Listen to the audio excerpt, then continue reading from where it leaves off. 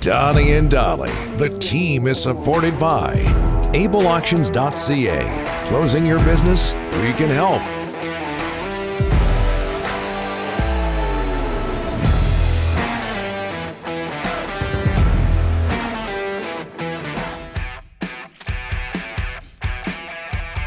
It is, what is it? It's Tuesday, and all of our guests today are brought to you by the Waddling Dog Pub, one of Victoria's favorite local watering holes, located 10 minutes from the ferry.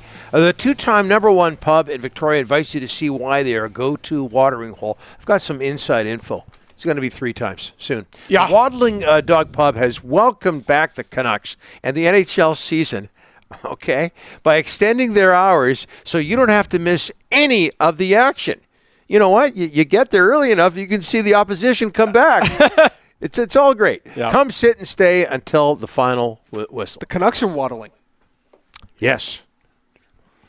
Craig Button joins us now, TSN Scouting Director. How are you, sir? It's always nice to get to be early to the Waddling Pub. But the problem for the Canucks isn't about seeing them get a lead. It's about getting there later. You should leave later. Yeah. Because the Canucks are leaving those games before they end, and that's why they're 0-3. Yeah, and giving up leads in every game. They're setting records for futility. Oh. What are you seeing, Craig, with the Canucks? 3 things, guys. Number one, and I never thought I'd be saying this, Thatcher Demko has been subpar. He just hasn't been good enough, and I never thought I'd be saying that about him. The penalty killing is just absolutely awful. It was awful last year. It continues to be awful. And I didn't think I'd be saying this about the power play, but the power play hasn't been very good as well. And I mean, I thought in the first 2 games, the power play, really was a bugaboo for the Vancouver Canucks, including the shorthanded goal against Philadelphia. And then last night, I don't know what they talked about coming out for the third period.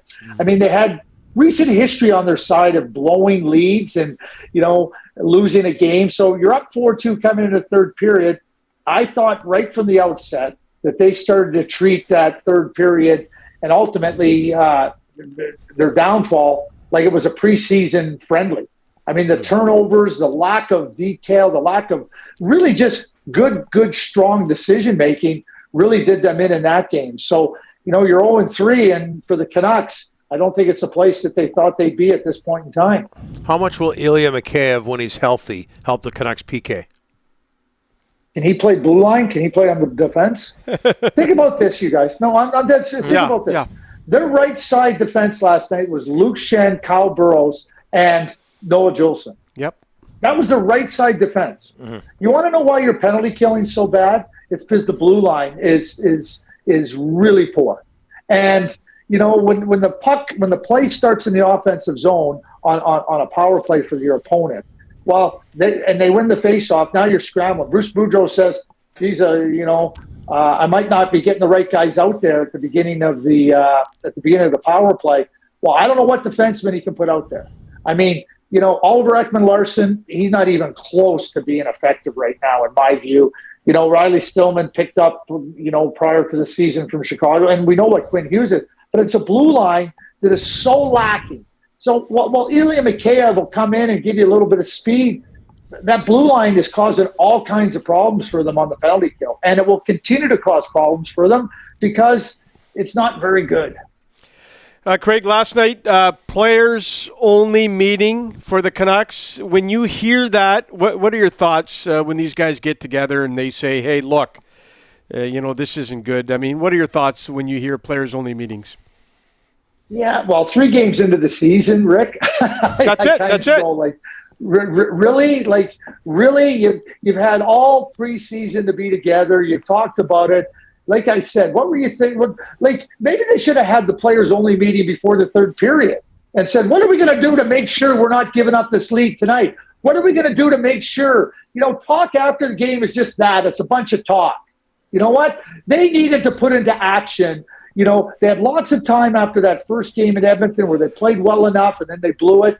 Power play wasn't very good, 1 for 8.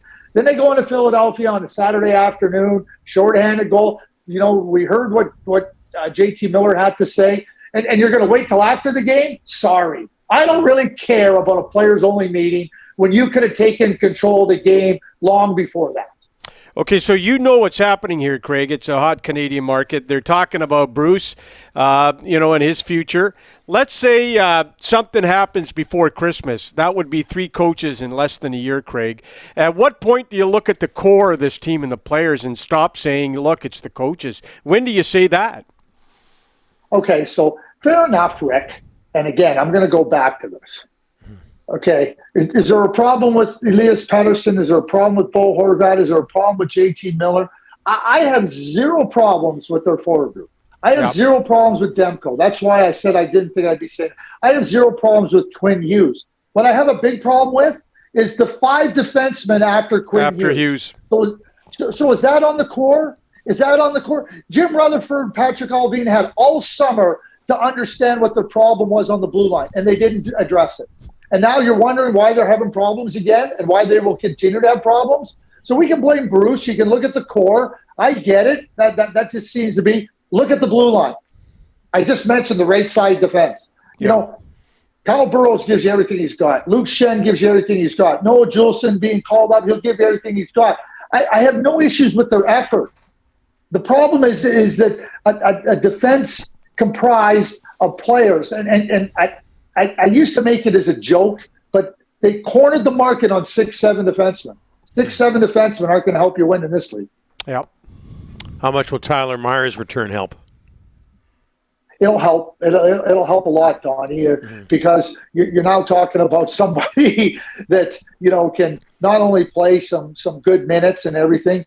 And Tyler's been maligned at different points in time, but when you put it in perspective of what they have, and then you look at what he can bring to the team, I think his absence is something that's significant, and his addition can be something that could really help this group.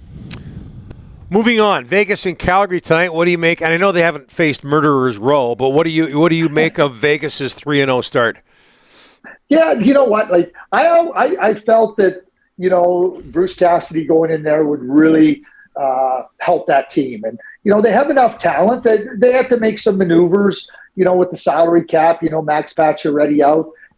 One of the things, and Robin Leonard's a good goaltender, but Robin Leonard has had a number of injuries. And, in that position, that critical position on your team, understanding when you have a goaltender, not knowing when you'll have him, not knowing where he is in terms of his injuries and what's ailing him.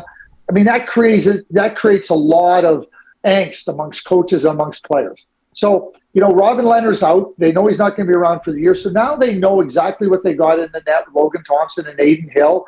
Are they as good as Robin Leonard? No. But because they're not going to give you the specter of uncertainty with respect to injuries, you can get in there and play. And they got good blue liners. They got good forwards. And I think that Bruce Cassidy going in there, I think this team is clearly on a rebound.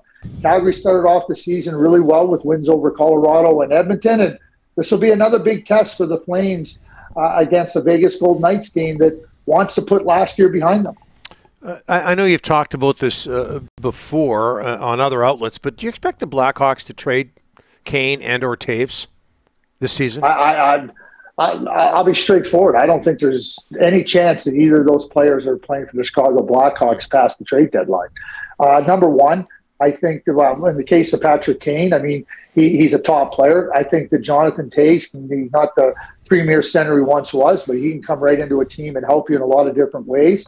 And the Chicago Blackhawks have been very clear about what they're doing. So, they're going to get an opportunity in the last year of Kane and Toews' contract to be able to explore opportunities, to get draft picks, to get prospects and move on. And there's going to be lots of teams interested, just like there were in Claude Giroux last year. So, like I said, I'll be shocked if they're playing for the Chicago Blackhawks past the deadline, because they're wired to win, and teams are looking to try to give themselves every advantage to try to win. So I think it's a scenario that really sets itself up to see them move on for the Chicago Blackhawks. Love it. Craig, thanks so much. Appreciate it. We'll talk to you next week. Yeah, have a great day, you guys.